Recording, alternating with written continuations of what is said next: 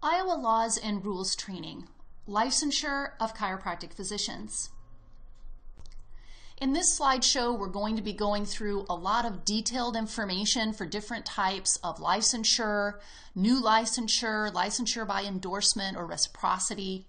It will be a lot of details. Now would be a great time to put this on pause, go grab your cup of coffee so you can just sit back and absorb some of this information. Licensure of chiropractic physicians falls under Chapter 41 and has a lot of definitions. So we're going to go through some of these definitions first off. An active license refers to a license that is current and not expired. Our department is the Iowa Department of Public Health, our Iowa Board of Chiropractic Examiners. There's a grace period, which is defined as 30 days following the expiration date of your license. And an active license is one that's expired. The license expiration date is June 30th for even-numbered years. Licensure by endorsement means that the applicant has been licensed in another state and meets Iowa requirements.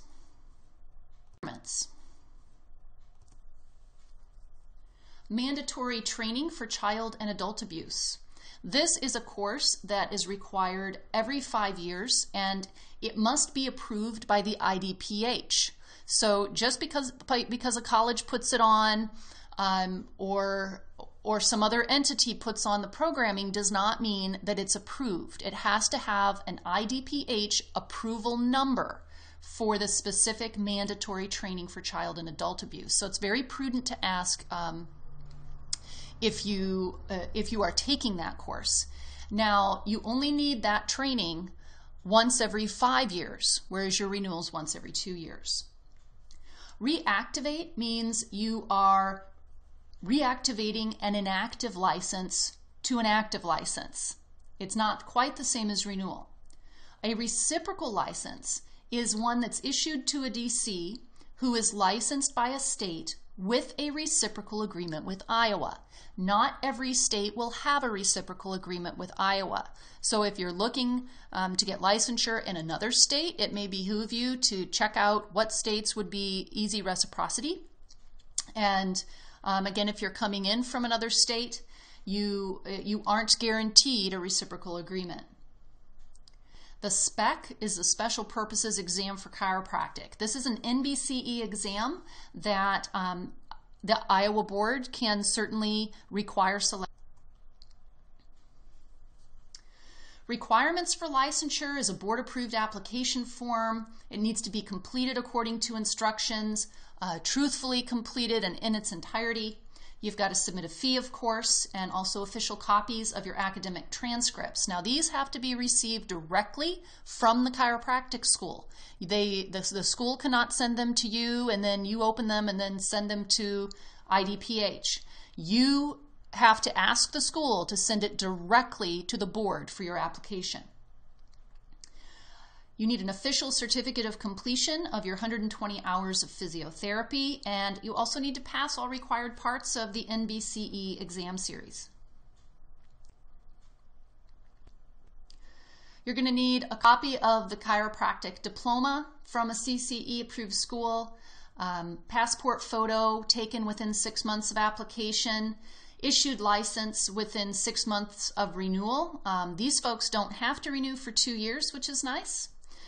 You also need your license on display in your place of practice. I've got the State of Illinois license here as an example. Many people will frame their original license, which is a little bit more of a handsome certificate, whereas our renewals are just small little square verifications. A lot of people just opt to slide those into the frame in the corner of their original license, and it's a nice way just to keep things updated, and you know where you can find it all the time. Your wallet card will be in your wallet, and your renewal will be on display under glass hanging on your office wall. Note that some states can require fingerprinting and the like, so you know, don't be surprised if that comes down the pipeline as something that needs to be done for initial licensure. though it's not currently in existence in the state of Iowa.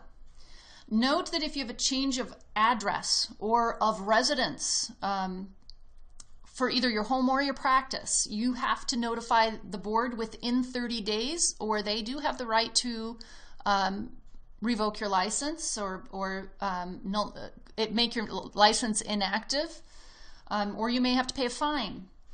Incomplete applications are kept on file,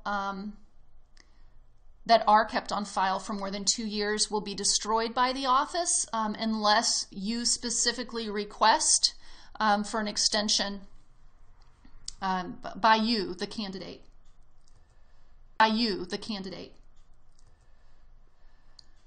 So exam requirements from NBCE. Prior to 73, it was just a basic science certificate. After 73, parts 1 and 2 of the National Board were required. After 76, 1, 2, and PT. After 1987, 1, 2, 3, and PT. And after 1996, you needed all 4 parts of NBCE examinations and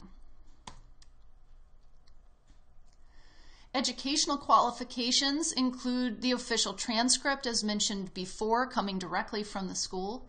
For foreign trainees, they need to provide proof of equivalency and possibly take an equivalency evaluation, and also provide a notarized copy of their diploma. A certificate of 1 year is available to some docs if you're coming from out of state and for other specific circumstances. You have to demonstrate the need for a temporary certificate. This might be because you're providing chiropractic services for a special activity or sporting event, that you're providing services for a state emergency as declared by the governor, that perhaps you're previously Iowa licensed but no longer active, and providing gratuitous services as a voluntary public service, or perhaps you're providing chiropractic services during a disability or long-term illness for an Iowa licensed DC, are just a few of the named things that might deem a temporary certificate needed.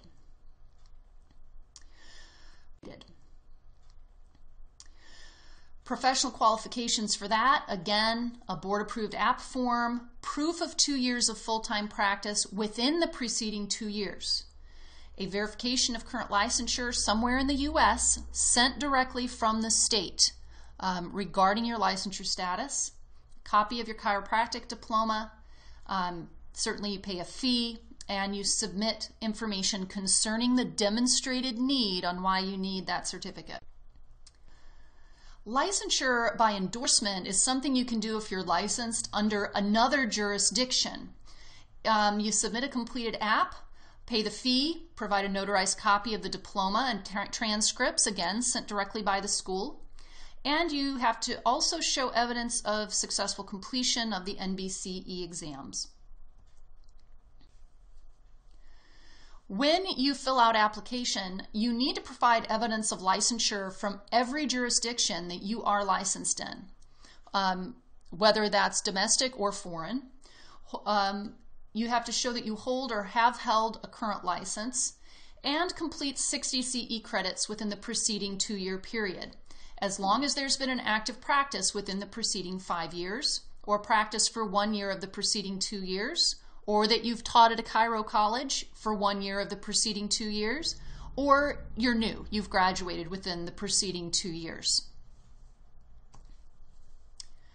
If an individual does not hold or has not held a current license, you must provide evidence of that 60 CE credits during the preceding 2 years. This may be copies of all your transcripts or certificates of attendance, and evidence of the spec exam within the preceding 1 year.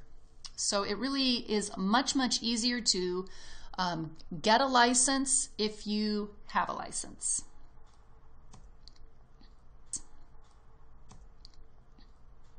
Licensure of chiropractic physicians and license renewal. Now we're back to our basic information for Iowa licensees that pertains to us directly. License renewal begins on July 1st of an even-numbered year and ends on June 30th of the next even-numbered year. So we've got a 2-year, a biennium to get our 60 credits and get our license renewed. Sometimes a renewal notice is sent at least 60 days prior to expiration. However, failure of the licensee to receive the notice from the board does not relieve you of the responsibility of renewing your license. And with the economy the way it's been and departments downsizing and trying to cut budget, you may not get anything in the mail or in the email reminding you to renew your license. So put a tickler in your computer calendar so that a good 30 days out from the expiration date, you are going online, which is very convenient now. Your renewal can happen online, and you're getting your license renewal done on time. You must meet the CE requirement and the mandatory reporting requirements. We'll talk a little bit more about mandatory reporting in a bit. You will, when you fill out your form online, you'll have to check a box verifying that you have these things before you can proceed with processing. You'll again submit the renewal app, your CE affidavit and renewal fee before the license expiration date. And if you are audited or at the board's request, you will provide an itemized list of all the programs that you have attended and perhaps even copies of your certificates of but that is only if requested by the board. Mandatory reporter training requirements. If a licensee examines, attends, counsels, or treats children in Iowa, 2 hours of child abuse identification and reporting in the previous 5 years is required, or a formal waiver of this requirement if you don't treat children. If a licensee examines, attends, counsels, or treats dependent adults in Iowa, 2 hours of dependent adult abuse identification reporting in the previous 5 years, again required, or waiver of this requirement. Note that training for this may be completed through separate courses or in one combined course. That course can be as little as 2 hours for the combined course. For combined courses, however, the IDPH does prefer a minimum of 3 hours. And again, this is an IDPH requirement that our board helps enforce. Our board also allows us to count those credits towards our 60. So the course must be approved, however, through the Iowa Department of Public Health. And if it's not on the approved list, if the curriculum you're attending is not on their approved list, then you are not current. So again, it behooves you to ask the provider if they have an approval number from IDPH to put on the abuse training. You want to maintain written documentation for 5 years, including date, content, duration, and proof of participation for all continuing education that you take. The requirement for mandatory reporting may be suspended if the person, the licensee, is on active duty in the military for the U.S. or holds a current waiver based on evidence of significant hardship in complying with training requirements. Hardship is going to be really hard-pressed to prove nowadays with so much available online. The board may select licensees for random audit of compliance for any or all of these different continuing education, mandatory reporting, making sure you have the right amount of clinical topics in your continuing education. So be prepared to be audited. We all get a chance to take our turn at that fun stuff.